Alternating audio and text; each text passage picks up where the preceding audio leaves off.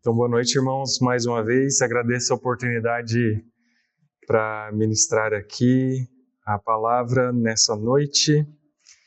É sempre um privilégio compartilhar do amor de Deus, e hoje não podia ser diferente, mas isso tem hoje um sabor um pouco distinto, né? Porque o pastor Felipe já falou, estamos com a viagem programada, e então o coração fica com um misto de emoções, né? Por um lado, a imensa gratidão e o amor que a gente sente por cada um da igreja, porque nos acolheram com tanto amor no ensino, no discipulado, muitas risadas, muitos churrascos, muitas pizzas. Quando nós chegamos, eu e a Esther éramos recém-casados, cheio de imaturidade, em 2018. E hoje nós pudemos ver como Deus nos abençoou de tantas maneiras através de vocês.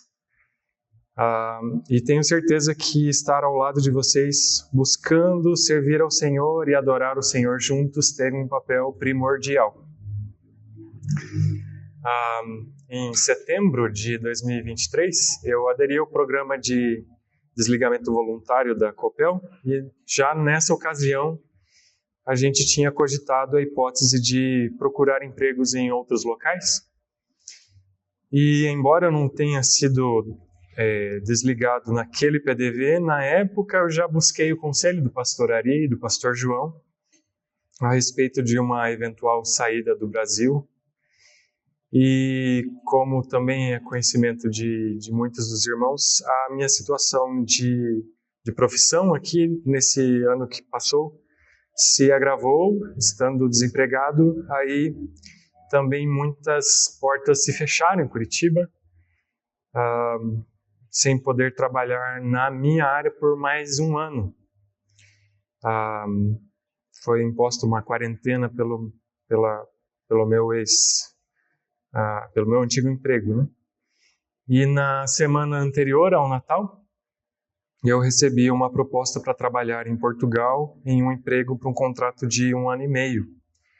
Então eu comuniquei essa proposta ao presbitério no dia 18 de dezembro, e a resposta foi que eu podia ter liberdade para aceitar ou não essa proposta. E após muitas orações e após muita conversa com a família, estou entendendo ser da vontade de Deus que a gente vá para lá, que eu aceite essa oferta de engenheiro em Vila Nova de Gaia, que fica vizinha à cidade do Porto. Então, embora essa decisão ela tenha sido tomada agora, faz pouquinho tempo, ela já vinha sendo gestada há algum tempo. A Esther, ela fez intercâmbio em Porto em 2014. A minha irmã caçula, ela mora em Portugal desde 2018. E agora o meu sogro, o pastor Gilson, também recebeu um chamado para servir a igreja Batista, primeira igreja batista de Lisboa, e o seminário Martin Bucer lá em Portugal, e está previsto ele se mudar para lá em abril agora. Mas além dessa questão profissional, familiar, soa fundo no nosso coração a enorme necessidade de obreiros evangélicos em Portugal. Seja ele batista, reformado ou evangélico de maneira geral, porque embora seja um país majoritariamente católico, isso é basicamente uma herança meramente cultural e tradicional e decadente diante dos desafios do ateísmo e da imigração em massa de povos de outras religiões. Então, do ponto de vista evangélico, Portugal deve ser considerado como um campo missionário hoje. Para vocês terem ideia, no último censo de 2021, apenas 2% da população se declara evangélico. E evangélico no sentido bem geral. Existe muita coisa ruim dentro desses 2%, tá? As igrejas, geralmente, elas são pequenas, envelhecidas, fragilizadas, existe uma grande falta de lideranças. Muitas vezes os pastores são, na verdade, missionários enviados dos Estados Unidos, Reino Unido, Brasil. Os recursos são limitados e eles quase não têm influência na sociedade. Então esse meu sermão se reveste de um certo tom de despedida. Então eu me lembrei de Atos capítulo 20, para onde convido que vocês abram suas Bíblias. Talvez seja meio clichê essa passagem, mas foi o que Deus colocou no meu coração para falar a vocês essa noite. Atos capítulo 20, a partir do versículo 17 até o final do capítulo. Atos 20, do 17 ao 38.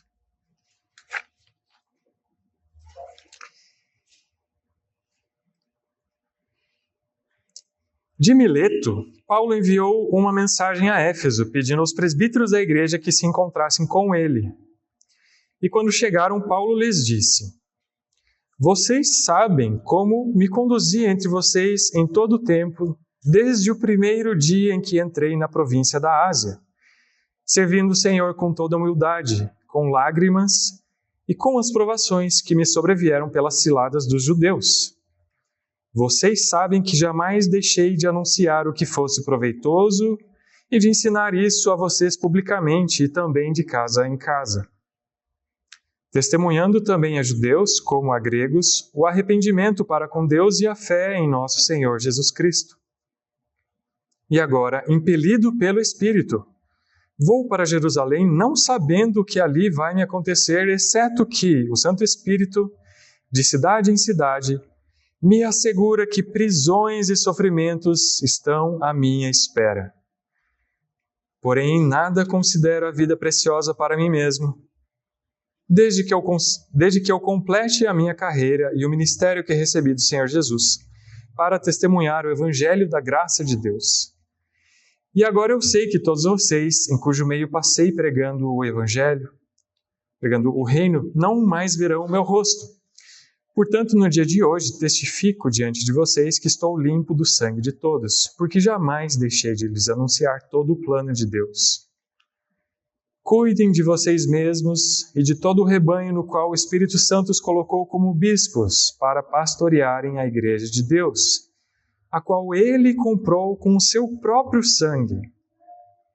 Eu sei que depois da minha partida, aparecerão no meio de vocês lobos vorazes que não pouparão o rebanho, e que até mesmo entre vocês se levantarão homens falando coisas pervertidas para arrastar os discípulos atrás de si. Portanto, vigiem, lembrando que durante 3 anos, noite e dia, não cessei de admoestar com lágrimas cada um de vocês. Agora, pois, eu os entrego aos cuidados de Deus e à palavra da sua graça, que tem poder para edificá-los e dar herança entre todos os que são santificados. De ninguém cobicei prata, nem ouro, nem roupas.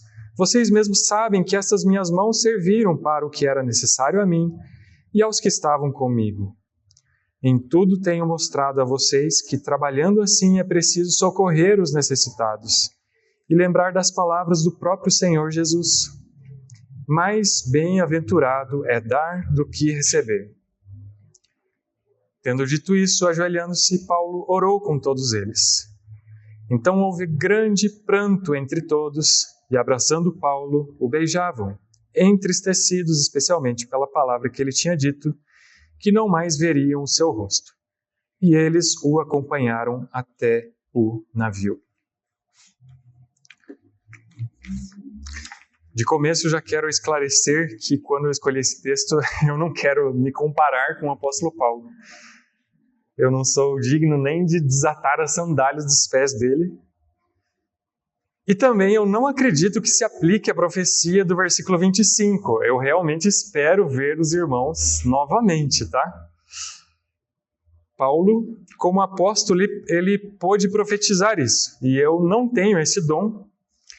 E realmente não sei se vamos ficar lá definitivamente. Nós vamos usar esse período desse contrato de 1 ano e meio para discernir, buscar a Deus a resposta, se Ele quer que nós nos mudemos definitivamente para lá ou não.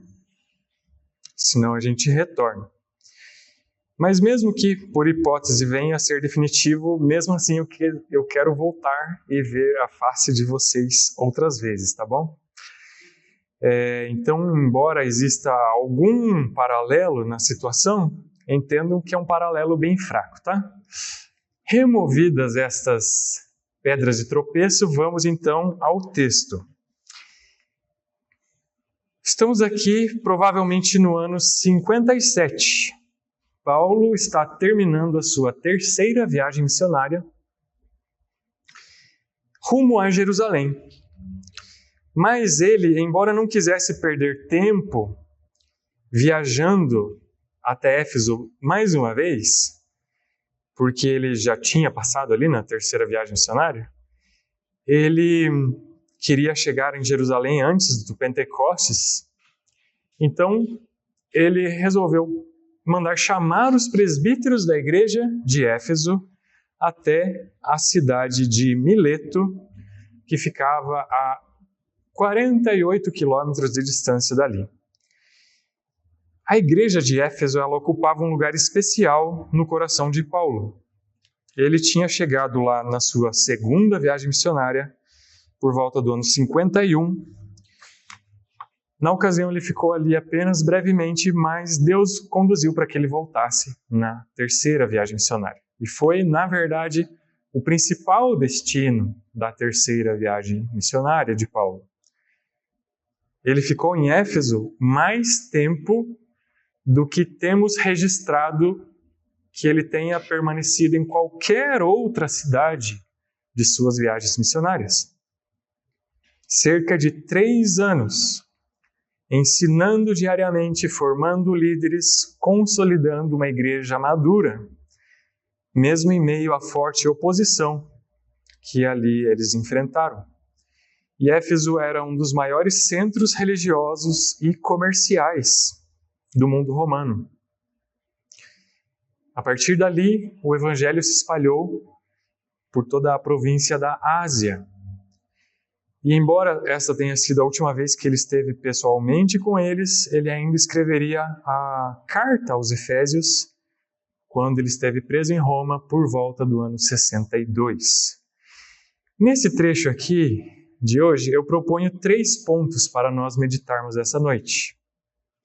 O primeiro, siga o exemplo dos líderes que Deus colocou em sua igreja. O segundo, adote uma perspectiva divina em relação ao seu futuro. E o terceiro, confie em Deus, que haverá de os sustentar por meio da sua palavra. Portanto, olhe para os seus líderes, olhe para o futuro, mas, sobretudo, olhe para a palavra de Deus. Então, o primeiro ponto, siga o exemplo dos líderes que Deus colocou em sua igreja. Paulo começa seu discurso lembrando-os do seu próprio proceder entre eles naqueles anos, citando a sua humildade, o seu zelo pastoral, sua coragem em meio à oposição e a fidelidade no ensino do verdadeiro evangelho do reino, pregando o arrependimento para com Deus pela fé em nosso Senhor Jesus Cristo, publicamente e de casa em casa, noite e dia, a cada um deles. Mas Paulo não apenas despejou conteúdo, como que fazendo um download da nuvem, como que jogando uma enciclopédia dentro da cabeça deles. Paulo viveu o Evangelho. Ele viveu as doutrinas santas que ele ensinava. E por isso ele podia apelar para que eles lembrassem de como foi o seu próprio proceder durante aqueles anos. Eles haviam comido com Paulo, visitado sua casa, caminhado com ele, enfrentado desafios, perigos muitas vezes, e nós sabemos isso pelas narrativas de Atos 19. E em meio a tudo isso, o discipulado foi acontecendo. E Paulo pôde dizer nos versículos 18 a 19, vocês sabem como eu me conduzi entre vocês, em todo o tempo, desde o primeiro dia em que entrei na província da Ásia, servindo o Senhor com toda a humildade. Vejam também nos versículos 33 a 35 que Paulo indica a atitude correta em relação aos bens materiais. Pelo seu próprio exemplo, Paulo remete os pensamentos deles a que eles não ficassem preocupados em relação a como que vai ser daqui para frente. Ansiosos, será que vai faltar dinheiro? Nem que eles fossem também gananciosos, cobiçando prata, ouro ou roupas de alguém. Mas lembrou que com as suas próprias mãos, ele, Paulo, trabalhou para prover para as suas necessidades. E assim também pudesse ajudar os necessitados. Porque mais bem-aventurado é dar do que receber. Ele não apenas falou palavras, ele não apenas demonstrou na vida prática, através do seu exemplo, do seu dia a dia, de que maneira ele não apenas falou palavras, ele não apenas demonstrou na vida prática, ele também viveu de maneira que ele passou a criar um vínculo de confiança com eles. Sabe quando você diz, eu conheço Paulo, ele é assim, ou ele não faria assado. Eu sou próximo dele, eu vivi com ele, eu confio nele. E Paulo também criou um profundo vínculo de afeto com eles. Leiam no versículo 19 que ele derramava lágrimas por eles. No versículo 31, não cessei de admoestar com lágrimas cada um de vocês. Paulo era extremamente afetuoso para com eles. E também era muito querido por eles. Veja no versículo 37, houve grande pranto entre todos e abraçando Paulo beijavam entristecidos e o acompanharam até o navio. Então não existe a menor dúvida que Paulo e os crentes de Éfeso, eles criaram um vínculo emocional fortíssimo, pois ele realmente amava aqueles irmãos. Não eram apenas palavras da boca para fora, não era apenas uma convivência fria ou distante. Ele os amava profundamente e era por eles profundamente amado. Trago duas aplicações para esse primeiro ponto. Uma para os líderes e outra para os membros da igreja. A aplicação para os líderes eu vou resumir em apenas 9 palavras. Leiam o livro O Pastor Aprovado de Richard Baxter. Você não pode passar do lado de cá desta vida para o lado de lá da eternidade sem ter lido O Pastor Aprovado.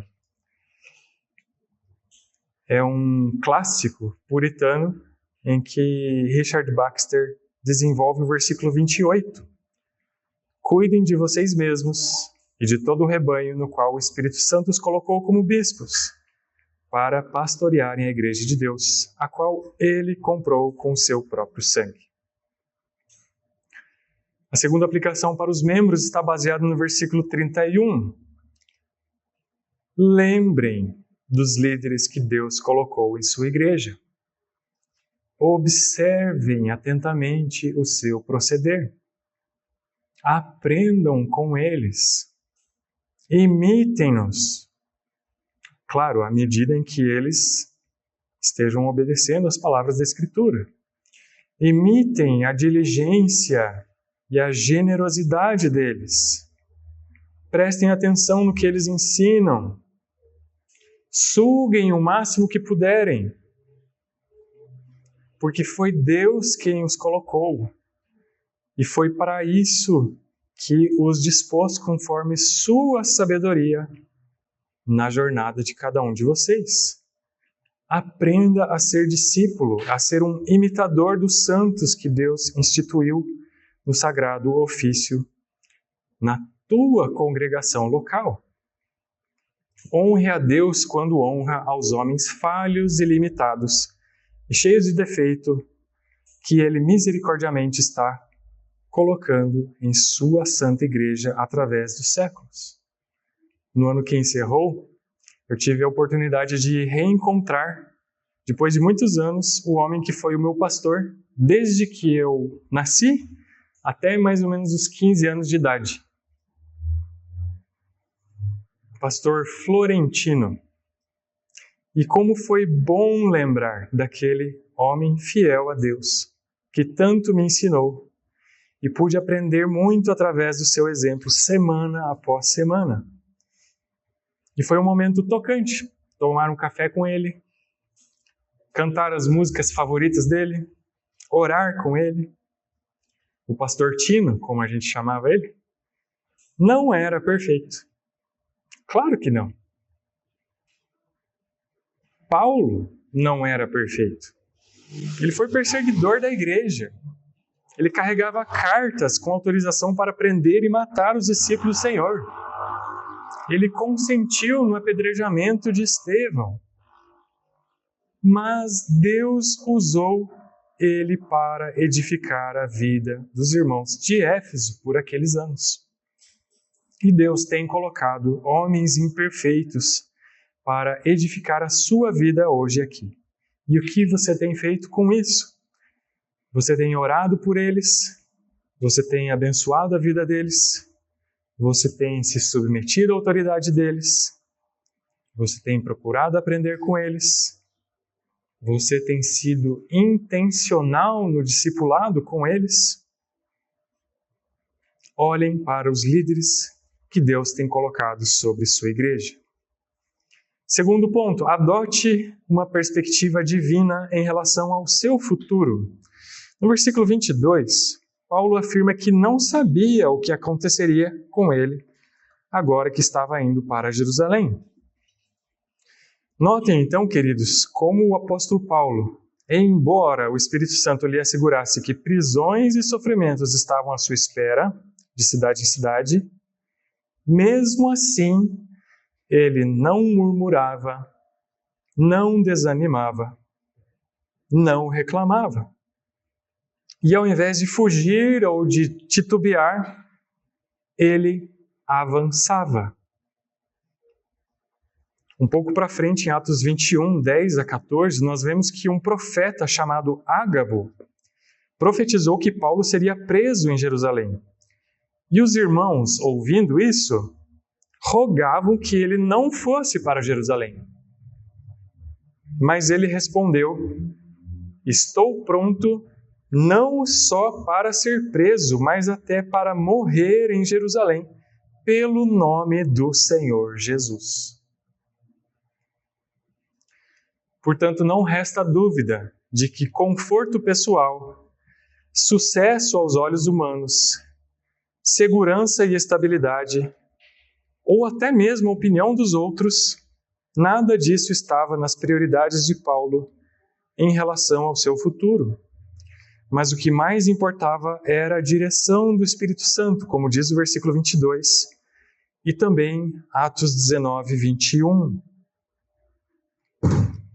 E ele afirma no versículo 24, em nada considero a vida preciosa para mim mesmo, desde que eu complete a carreira e o ministério que recebi do Senhor. Enquanto nós temos cada vez mais uma sociedade mergulhada numa cultura hedonista, de buscar satisfazer os seus próprios desejos, de aproveitar a vida, de fazer aquilo que tem vontade, Paulo nos ensina a não considerarmos a nossa vida preciosa para nós mesmos. Isso não significa que nós devemos ser negligentes para com a nossa vida, para com o nosso corpo, como o próprio versículo 28 esclarece. Também não deveríamos interpretar essa renúncia à própria vida como uma opção pelo monastério, uma vida de negação de prazeres e de fuga do contato com o mundo para evitar as tentações. Mas, pelo contrário, ao invés de escapar, o que ele faz? Ele busca intencionalmente edificar o reino através do testemunho do Evangelho da Graça. John MacArthur escreveu que o profundo senso de dever de Paulo para com o mestre que o havia redimido e chamado para o serviço lhe impunha a obrigação, apesar das ameaças de perigos e tribulações. Sabemos que o que aconteceu na sequência não foi nada fácil. Vemos a partir de Atos 21, 27, que os judeus eles incitaram o povo contra Paulo, alegando falsamente que ele havia profanado o templo, trazido um gentil para dentro do templo. Aliás, esse gentil era de Éfeso, chamado Trófimo. Eles, então, arrastaram Paulo para fora do templo, todo aquele rebuliço, começaram a espancá-lo e procuravam matá-lo. O comandante do exército romano, então, interveio e prendeu Paulo. No fim, Paulo se defendeu, mas, resumindo, as autoridades romanas não queriam ficar mal com os judeus. Paulo se viu obrigado a apelar para César.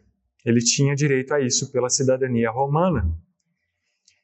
E embora tudo isso foi muito ruim, pelo menos aos olhos humanos, Deus fez com que, através disso, Paulo fosse enviado a Roma, o que era desde sempre o objetivo dele.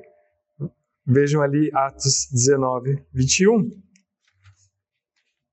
Depois dessas coisas, Paulo resolveu no seu espírito ir a Jerusalém.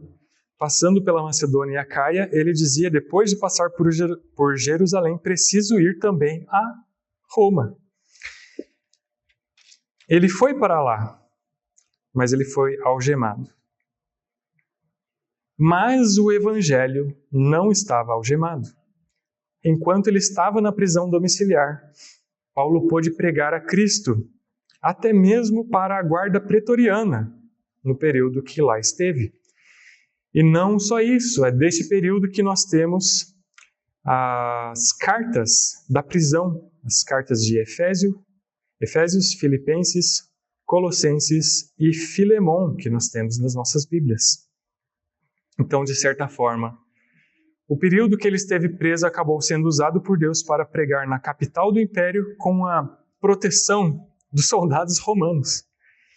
E foi também o período da produção da maior quantidade de epístolas do apóstolo Paulo.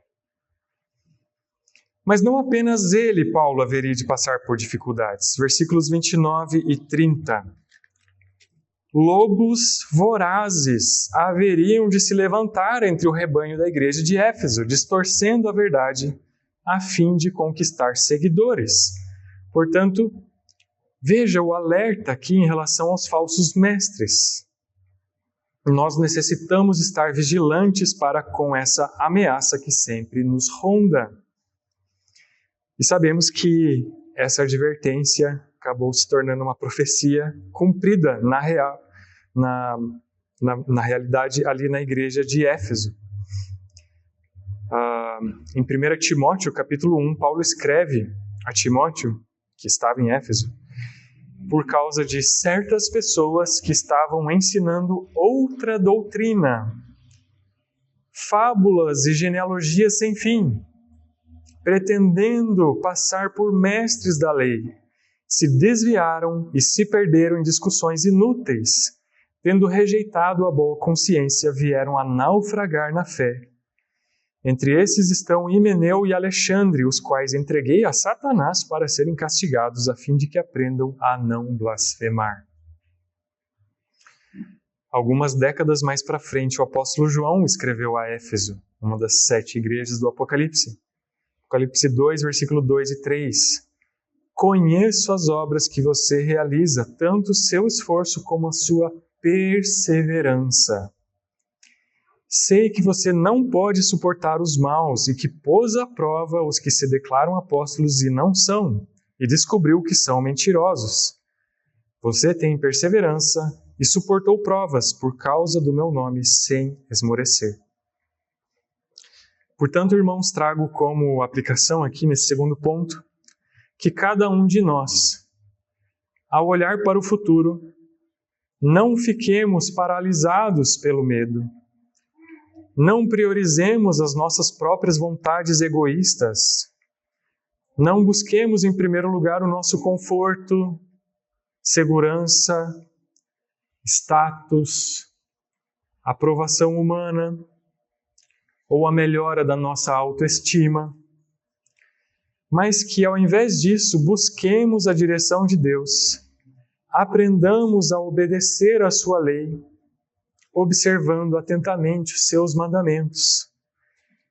Aprendamos também a compreender o contexto em que Deus nos tem colocado. E sejamos sensíveis para interpretar como nós devemos agir em nosso trabalho, nossa família, nossa escola, nossa casa, nossa vizinhança, nosso país, nos nossos dias. E também investiguemos os nossos corações em busca das motivações corretas, porque não basta apenas sermos obedientes externamente ou fazermos o bem à vista dos olhos dos outros, se em nossas almas estamos sendo dirigidos por ambições egoístas para satisfazer os nossos próprios desejos. Mas que a nossa busca seja, como era do apóstolo Paulo, de edificar o reino e dar glória a Deus. E que a gente não se iluda em relação ao futuro. Haverá provações, haverá perseguições, haverá lutas, haverá falsos mestres, mas persevere. A teologia da prosperidade costuma dizer que nós não sofreremos se estivermos seguindo a Cristo. Mas não é isso que nós encontramos na palavra. Estamos vendo isso mais uma vez no texto de hoje. Você não terá sucesso financeiro, saúde perfeita e um mar de rosas pela frente quando você se torna um cristão. Mas nada disso importa, desde que eu complete a minha carreira e a missão que nos foi confiada pelo Senhor Jesus, dar o testemunho das boas novas da graça de Deus. Qual é a sua visão de futuro? Essa é uma pergunta muito comum em entrevistas de emprego, né? Onde que você pretende estar daqui a 5 anos? Imagine Paulo respondendo isso. Olha, eu não sei o que vai me acontecer, mas prisões e sofrimentos estão à minha espera. Eu não verei mais a face de vocês. Lobos vorazes vão se levantar no meio de vocês. Eles vão arrastar discípulos. Talvez o resultado dessa entrevista não fosse muito bem sucedido. Mas ainda assim, Paulo seguiu em frente, porque ele não ligava se ele tivesse que se auto-sacrificar. Ele só se preocupava com uma coisa: cumprir o serviço que de Deus recebeu, de testemunhar o evangelho da graça de Deus. Adote uma perspectiva divina em relação ao seu futuro. Terceiro ponto, caminho para o fim. Confie que Deus haverá de nos sustentar por meio de sua palavra. Vejam no versículo 32. Agora, pois, eu os entrego aos cuidados de Deus e à palavra da sua graça, que tem poder para edificar-los e dar herança entre todos os que são santificados. Embora Paulo fosse apóstolo, um dos maiores líderes que a igreja cristã já viu, ele escreveu 1/4 do Novo Testamento, tinha todas as credenciais que você possa imaginar. Provavelmente o maior evangelista e plantador de igreja que já tivemos na história. Ele não confiava nas suas capacidades ou méritos para que a igreja fosse edificada. Ele não fazia isso na sua força humana. Paulo confiava nos cuidados de Deus para com seu povo. Ele sabia que ele era apenas um instrumento que Deus podia usar por algum tempo para algum lugar específico, para algum propósito. Mas ele não era nada mais do que isso, um servo do Senhor, cujo serviço poderia muito bem ser prescindido, ser substituído, ser removido conforme o bem-querer do cabeça da igreja. Como vemos em 1 Pedro capítulo 5, Paulo entendia que ele era apenas um ministro, entre outros, que Deus poderia dispor para o seu rebanho. E não se comportava como um dominador deles, numa atitude assim exclusivista, possessiva, mas sendo um exemplo, agindo com coração generoso, abnegado, espontâneo. E por esse motivo, sempre pronto, para que quando Deus o chamasse para seguir, seja para Jerusalém, para Roma ou para qualquer outro lugar, ele podia ter certeza de que podia confiar que Deus iria cuidar do rebanho. Ele era um pastor, sim, mas ele não era o pastor. Como nós lemos no texto antes, Jesus Cristo disse: eu sou o bom pastor. E não é que Paulo entrega a Deus a responsabilidade de cuidar dos efésios, mas que ele reconhece que, na verdade, ela sempre foi de Deus. E lhe foi entregue, entre aspas, a responsabilidade dele, sim, mas apenas temporariamente e apenas subsidiariamente. E agora, falando aos presbíteros de Éfeso, ele, de certa forma, passa o bastão para os líderes daquela igreja, pois sabia que Deus iria usá-los para pastorear aquele rebanho, que por um tempo esteve debaixo do cuidado de Paulo. Cristo, o cabeça da igreja, além de poder usar de mais de um presbítero e poder trocá-los como bem lhe aprouver, dispõe de mais um recurso valiosíssimo na edificação do reino. Veja o versículo 32. A palavra da graça. A palavra de Deus edifica os cristãos e é capaz de contribuir para torná-los maduros na fé. Paulo não negligenciou o papel fundamental das Escrituras no ministério. Vejam como ele enfatizou no versículo 27, dizendo que ele havia lhes ensinado todo o plano de Deus. E até usou uma figura de linguagem, dizendo que ele estava limpo do sangue de todos, ou seja, que ele não era culpado de omitir qualquer coisa que fosse necessária para a edificação da doutrina e da moral deles, porque ele noite e dia não havia cessado de admoestá-los durante aqueles 3 anos que ali esteve. Eu não sei vocês, mas para mim é um pouco chocante ver que alguém tenha conseguido formar os seus discípulos no seminário teológico em apenas 3 anos, a ponto de estar tranquilo que eles tinham recebido o suficiente para as suas jornadas dali para frente. O mais comum é aquele sentimento de que ainda falta muito para aprender, ainda falta muito para ensinar. Sabemos ainda tão pouco. Então isso deve ser uma aplicação para a gente de 2 formas. Por um lado, talvez nós devamos tornar o nosso ensino mais prático e o nosso discipulado mais intencional. Sejamos mais objetivos, mais assíduos, mais dedicados, mais sérios em nosso aprendizado cristão. E por outro lado, nós talvez tenhamos as expectativas incorretas, imaginando que apenas depois de terminar um PhD em teologia, apenas depois de muitas décadas de ensino acadêmico, alguém vai estar pronto.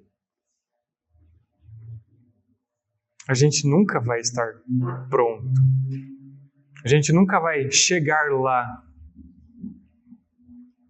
Mesmo o próprio apóstolo Paulo, na sua última epístola, no final da vida dele, quando ele estava prestes a morrer, em 2 Timóteo capítulo 4, versículo 13, ele pediu que quando Timóteo viesse, ele trouxesse os livros, especialmente os pergaminhos. Ele queria continuar aprendendo. Portanto, se por um lado sempre haverá o que continuar aprendendo, por outro lado, devemos ter uma atitude madura e assumir a responsabilidade. Como diz o diácono Clóvis, nós precisamos firmar os nossos pés, nos portarmos com seriedade e viver de acordo com aquilo que nós já aprendemos. E também confiar que o Espírito Santo nos guiará em nossa peregrinação. Devemos aceitar que não podemos nos considerar eternos bebês espirituais e nem achar que os nossos alunos ou as ovelhas de nossas igrejas vão ser infinitamente dependentes, como se nós não estivéssemos mais ali, elas não vão conseguir continuar com as suas próprias pernas, se nós não estivermos dando leitinho e mingau na boca delas. Talvez isso possa ser orgulho de nossa parte. Presumir que somos nós que fazemos a obra. E minimizamos assim o papel do Santo Espírito em nos conduzir e guiar o seu povo durante a jornada rumo à cidade celestial.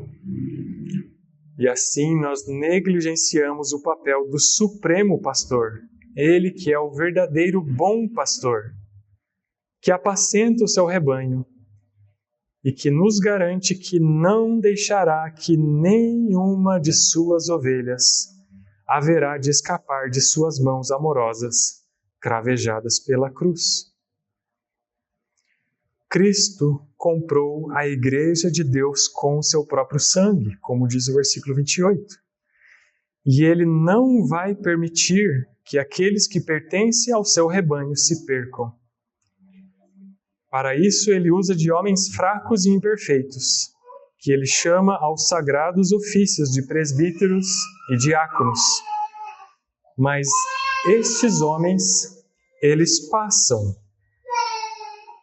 Entretanto, a palavra de sua graça, esta não passa. A palavra de Deus permanece. Sua palavra é eterna. Por meio de sua palavra, o universo veio a existir. Por meio de sua palavra, ele chama de forma irresistível o seu povo ao arrependimento e à fé no Evangelho de Jesus Cristo. Por meio de sua palavra, ele haveria de edificar aqueles irmãos da igreja de Éfeso. E por meio de sua palavra, nós também haveremos de receber a herança celestial, como diz o versículo 32, junto com todos os que são santificados. Confie que Deus haverá de nos sustentar por meio de sua palavra. Pessoas passam, a palavra da graça permanece. Quero terminar fazendo dos versículos de 1 Tessalonicenses 5, a partir do versículo 23, a minha oração para com vocês agora.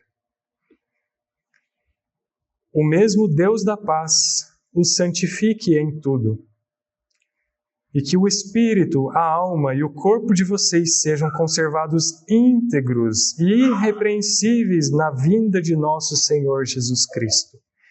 Fiel é aquele que os chama, o qual também o fará.